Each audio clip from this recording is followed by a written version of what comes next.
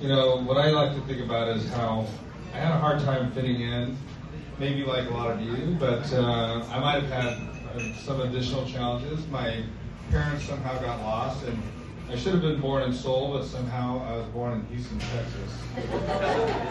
And worse yet, I was brought up religious, which means I was brought up Southern Baptist. So in New York crowds, I try to explain a little bit of what that means. I mean, they're the kind of people who think that rock and roll is the music of the devil. And they didn't need the pandemic to figure out that the proper distance for dancing is 6 feet apart. But you know, I had these traumatic memories of childhood, and they were sometimes so bad that I'd be like, I don't know if I can trust my memories. But then I got a one-word confirmation because I had to apply for a visa, and I had to ask the state of Texas for my birth certificate. And they sent it to me, and I got it in email from the state of Texas, and there's a little PDF of my birth certificate. I got to see what those doctors labeled me as for race or color. And you know, they just put the word yellow. And I was like, yeah, those memories were real. But you know, I feel like I got off easy because I think nowadays Trump would just call me a chink. But you know, I have to tell you, I love white people. I do. But I especially love my white people. And you might be thinking, who's he talking about? And of course I'm talking about, I'm Korean, so Koreans who think they're white. So take my brother. He's a guy who drives a Ford pickup truck. He married a white woman who already had a 12-year-old daughter. They have 2 daughters. Now they're divorced. He likes owning a lot of guns.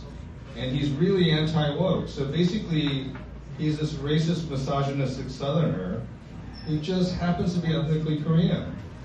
And then you take my mother, you know, I really try to avoid talking politics with her, but I had to ask her, Mom, why do you keep voting for Trump? You know what she told me?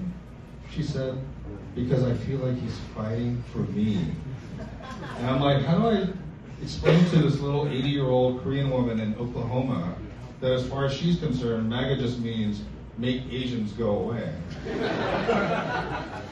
But you know, I have to say, I didn't fit in with my own kind either when I was growing up. The problem was, some of you are Koreans, and if you have friends who are Korean, you know that we all play musical instruments. You don't have a choice, right? Whoa, what happened with you? You were like mutants. No, so we all have musical instruments, but the problem was I had the wrong one. I was growing up in Texas. My parents didn't trust the public school, so they sent me to this weird school where it was an Episcopal school, but for some reason in kindergarten, I started learning Highland dancing.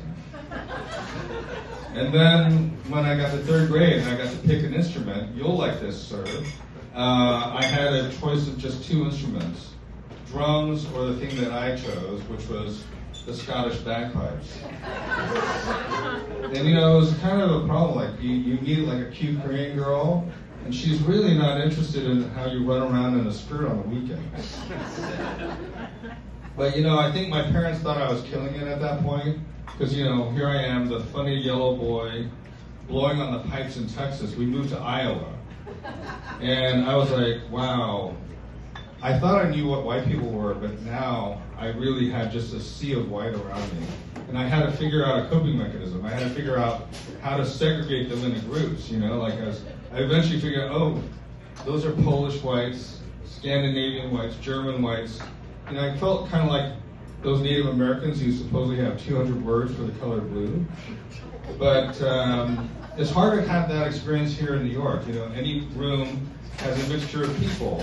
But I managed to do it. You know, I took my wife for her birthday to a concert at Madison Square Garden. And we go in there, and I realized there are 20,000 white people in here. And I was like, oh my God, is this some kind of white supremacy conference? I'm looking around, but you know what? Everybody's in a good mood. They're friendly. They're smiling at you. Some guys are like kind of moving like this. And then Billy Joel came out and sang Uptown Girl. But you know, I feel like this is a time when Korean culture is like really doing well. K-pop, Demon Hunters was done. And so I feel like, you know, all of a sudden people are identifying with being Korean. So like a Jewish friend of mine told me, I totally get it. I know what a hard upbringing had, because my dad was tough on me too. He only gave me 3 choices. He said I could either be a doctor, a lawyer, or a failure. And I shook my head and I said, you have no idea what it means to be Korean. You only get 1 choice. Your family says you're going to be a doctor. If they start mentioning lawyer, it's only because they've decided you're too stupid to be a doctor. So they're trying to give you an out. So then he says, well, what's the 3rd option? I said, there's no 3rd option. You're just not in the family anymore. And then, I also have to say, I started wondering whether it's really racist when white people say we all look alike. Because I had an experience the other day. I play the violin now too, in addition to the bagpipes. And I was assigned to play in a concert with this long-haired Korean violinist. So I was like, okay. And I went to a chamber reading party. This is people just get together and play music. And she was already there playing a piano trio with some people. But then they switched to a piece that had 2 violins, so I sat next to her and played a piece. But then she had to get up and leave. I guess she had somewhere else to go. So we didn't even talk. And I thought I should be friendly to her. So I messaged her on Facebook. I said, hey, it was nice to see you last night and play together. I'm looking forward to performing later this month. Only problem was she messaged back, I wasn't at that party. Is that racist? I don't know. Anyway, my day job is that I'm a doctor, and the only problem is that I hate doctors because all they talk about is malpractice or how they spend their money, which is, I guess, how I found myself on a boat, a urologist boat one day, and it was actually pretty nice. Sun was out, wind is streaming through your hair, and I was kind of actually enjoying it, but then I started cringing when I thought about the name of the boat, which was the Golden Stream 2.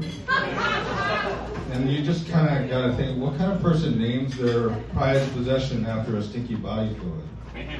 Anyway, so at this point, I have grown children who are completely embarrassed by my style choices, like this necklace. And I have to say, I get a lot of comments, and so I've come up with things to say. I say, this is the center of my soul. And people look at me like, I don't know if I believe him. But I never get challenged because they say they don't want to be accused of being racist because they don't know my Asian religion. But then no one ever believes me when I just show it to them. That's my TED talk.